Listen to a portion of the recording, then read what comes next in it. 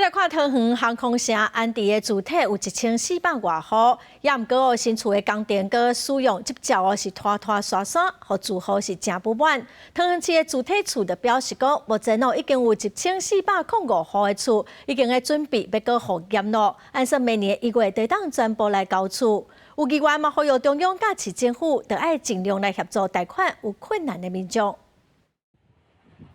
全新起好的大楼，桃园航空城安置主体有1411配售户，到9月底已经完成1405户初检，有安置户初检发现有地板积水等问题，等待复检。贷款的部分，因为进前厝内底人买厝用伊的名来贷款，伊无法度贷款，也只会当想办法去借钱。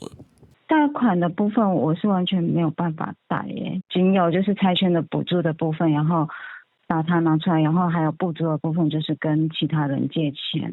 桃园航空城安置主体拢总有配售1411户，两人区甲两北区各有807户甲604户。因为供电甲处理使用者机场捌拖延，引起安置户的不满。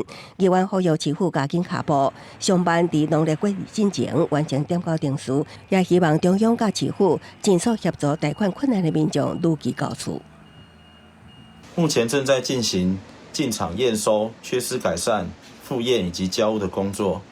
截至9月底为止，已经有约650户，大约占45%的验收户已经验收合格。主体处表示，45%住户复检通过，建立后一关交厝的定数，佮以每礼拜提升5%目标，继续推进。住户伫验厝过程中反映的欠点项目。